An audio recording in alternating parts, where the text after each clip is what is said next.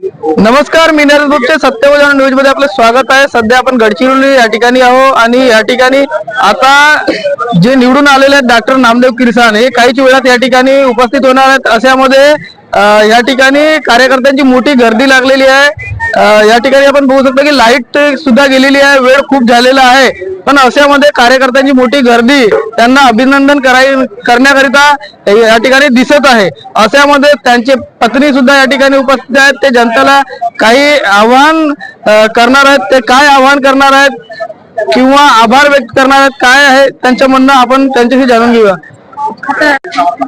काय म्हणाल मॅडम?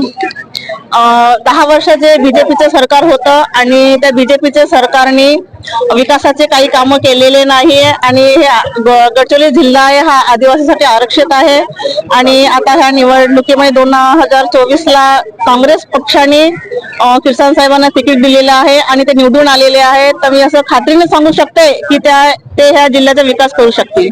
त्याचप्रमाणे मी सगळ्या जनतेचा आभार व्यक्त करते की साहेबांना त्यांनी प्रचंड बहुमतांनी निवडून दिलेला आहे आणि म्हणून मी त्यांचा आभार व्यक्त करते। तर आपण बघितलं की त्यांचं असं म्हणणं होतं की मागील 10 वर्षापासून या ठिकाणी भाजपाचे खासदार होते, पण जे विकास व्हायला पाहिजे होते ते विकास झालेले नाही आहे, परंतु नामदेव किरसाण हे निश्चितच विकास करणार असे ते बोलत आहेत। तर या ठिकाणी त्यांच्यासोबत अनेक महिला सुद्धा जुळलेल्या आहेत। काय म्हणाल मॅडम? आता नामदेव किरसाण निवडून आलेले आहेत, आतापर्यंत अशोक नेते खासदार होते। हो, या अगोदर इथं बीजेपीची सरकार होती, तर सरांना म्हणजे काँग्रेसनी ही संधी दिली, तर त्यांच्या मागे कसं सगळ्यांचं म्हणजे अशी एक अपेक्षा होती की समाज म्हणा, बाकी समुदाय म्हणा, त्यांनाही असं वाटत होतं की कुठेतरी काँग्रेसची सत्ता यावी, काँग्रेस ही बदल करू शकते आणि तीच संधी साहेबांना दिलेली आहे। तर मलाही असं वाटते की सगळ्यांचा आशीर्वाद, सगळ्यांच्या शुभेच्छा साहेबांसोबत होत्या आणि त्याचमुळे साहेब आज निवडून आले आहे आणि खरंच साहेब समोर कुठे ना कुठेतरी आपल्या समाजाचा, लोकांचा विचार करतील आणि कुठेतरी प्रगतीची एक दिशा, आपल्याला नवी दिशा मिळेल। पंचायत समिती सदस्य तारेंद्र रामटेके आहेत, त्यांच्याशी सुद्धा आपण या विषयावर चर्चा करूया। काय म्हणाल? भाजपा म्हणत होती 400 पार आणि आता 300 पारही झालेला नाही आहे आणि अशामध्ये गडचिरोलीची जर आपण गोष्ट केला तर मागील 10 वर्षापासून जे खासदार होते ते निवडून आलेले नाही आणि डॉक्टर नामदेव किरसाण हे नवीन होते तरी पण ते निवडून आले आणि काही लोकांचे आरोप सुद्धा होते की ते लोकसभा क्षेत्राच्या बाहेरचे आहेत। अशामध्ये जर ते बाहेरचे होते तर ते निवडून कसे काय आले, जनतेने कसे काय निवडून दिलं? सर्वप्रथम मी गडचिरोली लोकसभा मतदारसंघाच्या सर्व जनतेला खूप खूप धन्यवाद देतो आणि हा ऐतिहासिक विजय किरसाण साहेबांचा जो आहे, या विजयामध्ये राहुलजी गांधीजी आमचे राष्ट्रीय नेते आहेत, त्यांच्या मोहब्बतची दुकान आणि मोदीचा अहंकार आज खरं तरी हरलेला आहे। अख्ख्या भारतामध्ये, संपूर्ण भारतात ही जी लोकसभा आहे याच्यामध्ये 3 जिल्ह्यांचा समावेश आहे आणि आमचे नेते गांधीयन विचारधारेचे अगदी लोकांचे समर्पित होते।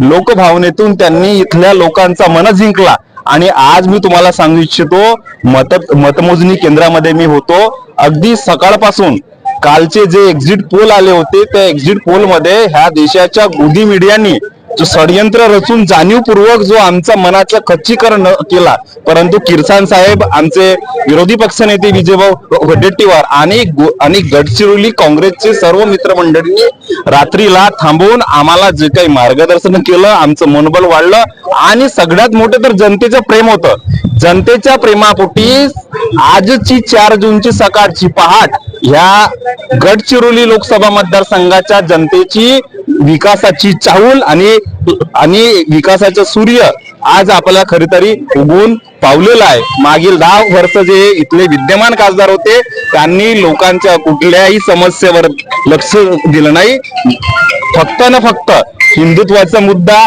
लोकांना जुमलेबाजी यावरच त्यांनी ठेवलं आणि आज खरं तर जनतेने जो प्रेम दाखवलाय, मी स्वतः सांगतो, व्यक्ती म्हणजे पर्सनली सांगतो, आज मी खूप आनंदित आहे।